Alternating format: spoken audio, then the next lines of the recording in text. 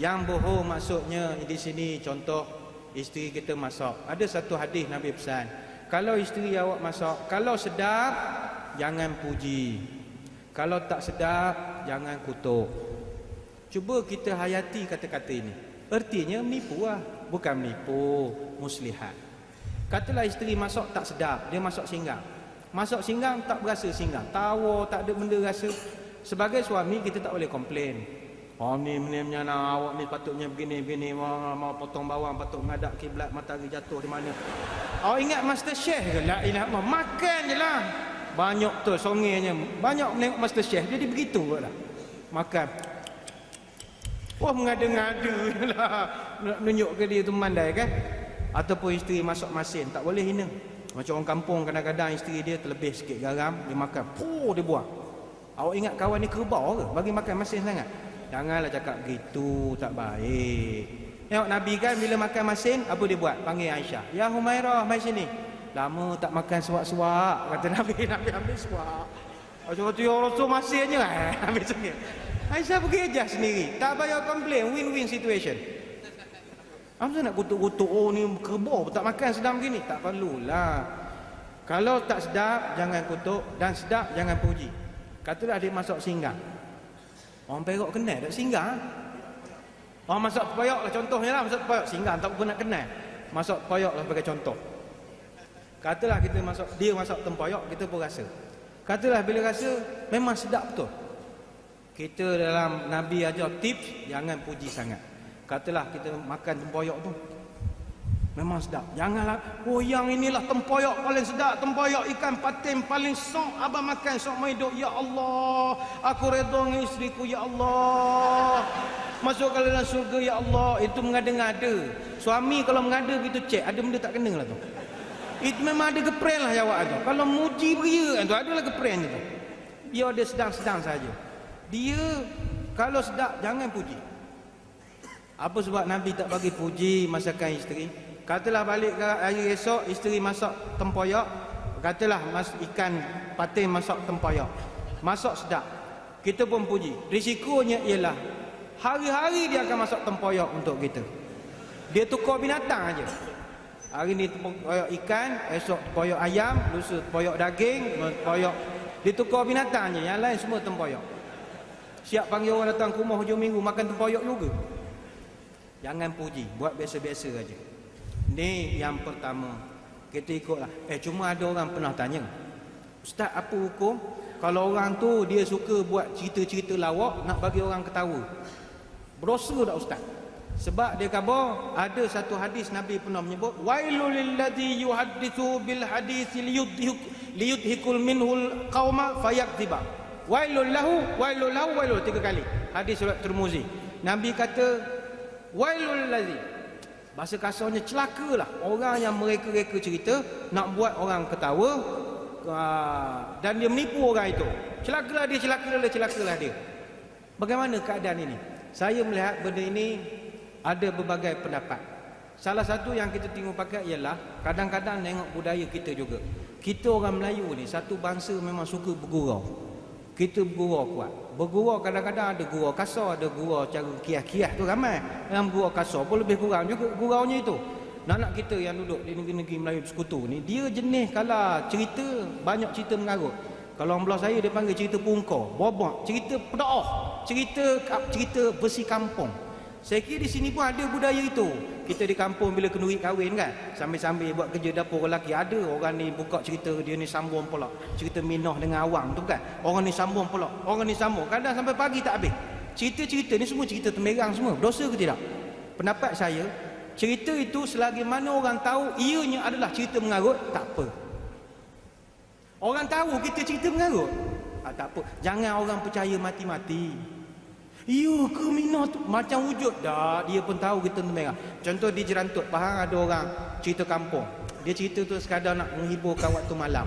Dia cerita di daerah Jerantut ini pokok kelapa yang paling tinggi sekali letaknya di Pulau Tawar. Kampung Pulau Tawar dia punya pokok kelapa paling tinggi. Oh, orang Pulau Tawar kan dia banggalah. Orang kampung lain pun kutuk. Awak tahu mana pokok kelapa paling tinggi kampung awak? Kita orang kalau panjat pokok nyo di kampung kami boleh nampak bandar jerantut. Orang angguk suka lah, konon tinggi lah. Tiba-tiba datang orang Ulu Ceka, orang jerantut juga. Dia kata kalau setakat nampak bandar jerantut itu tak tinggi lagi, di Ulu Ceka ada lagi tinggi daripada itu. Sedang mana tingginya? Tak tinggi lah. Kalau suruh beruk kecil panjat ke atas, tua esok baru sampai kata. Orang pun suka. Ya. Tapi orang suka, orang tahu tu cerita temberang. Itu saja maksudnya. Yang ini saya berpandangan wallahu alam boleh. Sebab orang tahu cerita tu mengarut. Sekadar untuk nak meredakan ketegangan sambil buat kerja kenduri kahwin saja. Yang kedua yang kita boleh ikut, Nabi tak tinggal qiyamul lail. Walaupun berat untuk kita katakan di sini, berusahalah untuk qiyamul lail. Sebab Nabi tidak tinggal qiyamul lail. Nabi tahajudnya luar biasa walaupun sudah dijamin ampun dosa. Ada satu riwayat saya baca, bila azan subuh, as-salatu khairum minan naum. Kita biasa di rumah, kita tengah buat apa masa bacaan itu? Terpulanglah, ada orang masih lagi tidur, ada orang dalam bilik air dah, ada orang dah pakai selipar nak ke masjid dah. Kalau Bilal memang dia tengah megang mikrofon lah. Semua terpulang pada suasana. Agak-agak Nabi buat apa? Semasa Bilal melaungkan as-salatu khairum minan naum, dalam hadis menyebut, setiap kali Bilal menyebut itu, Nabi tengah duduk mengiring dalam bilik. Dalam rumah dia duduk mengiring. Duduk menyenggeng. Kata orang Pantai Timur menyenggeng. Perok panggil benda entahlah, duduk mengiring gitulah. Duduk gitu. Dia buat apa? Dia sedang berborak dengan isteri dia. Cakap aja. Apa ertinya di situ? Rupanya Nabi buat qiyamul lail sampai pagi. Sampai pagi. Kan kita bulan Ramadan, sahur ke 4:30, makan. Kemudian tengok benda tu ceramah apa dalam TV sekejap, tunggu azan masjid. Ada orang kan sedang duduk gini nunggu azan tengah. Itulah perangai Nabi. Mana tiap malam semayang qiyamul lail. As-salatu khairun minannawm, begitu barak Nabi jawab. Dan menjadi amalan Bilal, habis semayang habis azan sebelum semayang dia jemput Nabi daripada rumah. Itu perangai Bilal. Ketuk pintu, ya Rasulullah, pasukan sudah sedia, boleh keluar sekarang. Nabi keluar. Kalau macam sekarang pakaikan mikrofonnya, letak, itulah keedahnya. Bilal rapat dengan Nabi. Sebab Nabi dia duduk gitu sambil menunggu azan Nabi. Nabi tidak pernah meninggalkan qiyamul lail dan bacaannya cukup panjang. Saya dah sebutkan tadi, Huzaifah Al-Yamani mengatakan rakaat pertama dia baca Al-Baqarah, sambung pula dengan Ali Imran, sambung pula dengan An-Nisa. Total 662 ayat untuk satu rakaat saja. Yang ini untuk sembahyang sunat, fardu jangan buat. Nabi tak bagi imam baca panjang. Iza a'amma ahadukum nas falyukhaffif. Kalau sembahyang ramai-ramai jangan baca panjang, sebab makmum tak sekuat awak. Awak imam muda-muda ni memang lutut banyak lagi cecairnya apa. Yang bencin-bencin ni semua bukannya daya sangat nak berdiri lama-lama, tak boleh. Baca pendek-pendek. Cuma jadi imam memang susah. Baca panjang kena kutuk, baca pendek pun kena kutuk. Asal baca pendek, jemaah kutuk, imam qul huwallahu panjang, aku reti jadi imam.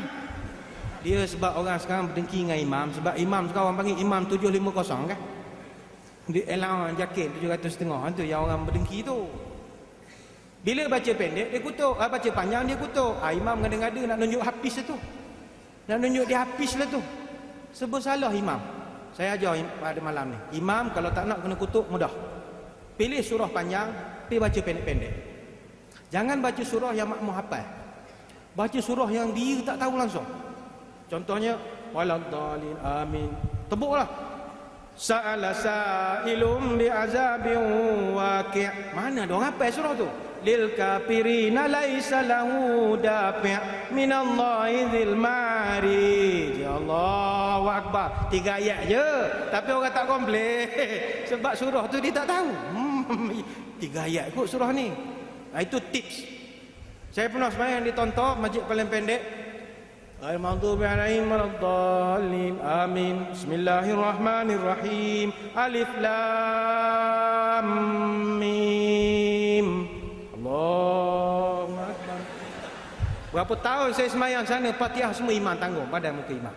Tak ada nak kejar, tapi orang suka apa sebab iza amma ahadukum nas falyukhaffif. Sebab makmum ada kerja yang kita tak tahu. Mungkin ada orang tua yang kepalanya darah tinggi, sujud terlampau lama, bebat kepala, takut pensan kah? Ada makmur walaupun muda tapi kereta parking tepi jalan kah, saman dia dewan bandaraya, sian ke dia? Ada orang datang dia tengah berjanji, orang tunggu kat bank nak ambil duit. Okey, kita baca sampai surah Baqarah, surah pertama Baqarah. Habis duit dia tertinggal. Baca pendek-pendek. Komplain makmum itu biasa. Makmum komplain itu biasa.